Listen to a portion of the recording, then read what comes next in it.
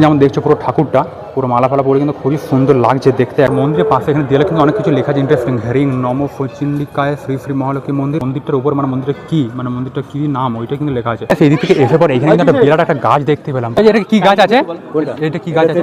তেঁতুল গাছ। কিন্তু বিরাট একটা তেঁতুল। আর ভিতরে এটাতে ঢুকলে কি হয় মানে কি আছে ইতিহাস সেইটার? এমনি জাস্ট দেখার এইখানে যে পুরোটা দেখছো এটা দিয়ে এন্ট্রি করে কিন্তু গাছের একদম উপর দিয়ে বেরোবে এমনি কিন্তু পুরো সিস্টেম আছে। বাট এই যে গাছটা কিন্তু অনেক বড় আছে বাট নিচেটা কিন্তু খোকলা আছে মানে বুঝতে পারছো। আর গাছ কিন্তু অনেক পুরনো দেখেও কিন্তু লাগছে এত বড় গাছ যেহেতু অনেকদিন আগেকারই হবে। বাট কিন্তু সবাই আছে ঠিকই বাট যদি সোজাভাবে ভাবা যায় এটা কিন্তু নর্মালি একটা জিনিস। জাস্ট কিন্তু পিছন দিকটা ফাঁপা আছে সবাই যাচ্ছে সবাই কিন্তু ভাবছে বিশাল একটা জিনিস বাট না এটা কিন্তু নর্মাল সাইন্টিফিকও নাই নর্মালি সবাই যদি ভাবো তাহলে বোঝা যাবে জিনিসটা কি। সাইডে জায়গাগুলো দেখছো পুরো বাগান টাইপের আছে এগুলো কিন্তু পিকনিক ফিস্টি কিন্তু হেভি করা হবে মানে নিউ ইয়ার ক্রিসমাসের সময়।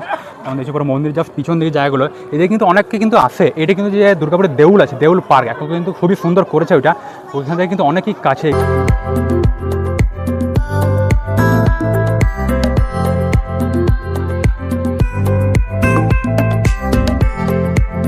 যেমন দেখলে ভিতরে পুরো মন্দিরটা খুবই ভালো ছিল। এটা কিন্তু একটা শিব মন্দির ছিল পুরো নমঃ শিবায় বলে লেখা ছিল। যার সামনেই কিন্তু এখানে কিন্তু একটা নন্দী রাখা আছে যেমন দেখছো সবাই কিন্তু নন্দীর কানে বলছে। এটাতে কিন্তু অনেকে বলে না কি বললে কিন্তু সত্যি হয় বাট এই জিনিসটা আসলে কি সেটা আমিও জানছি। আর এইখানে একটা মন্দির দেখা যায় এটা একটা কি আছে গেটটা এতই ছোট মানে সায়ন দানা সায়নের হাইটের মতো কিন্তু লাগছে গেটটা পুরো সায়নের মাথা ঠেকে যাচ্ছে।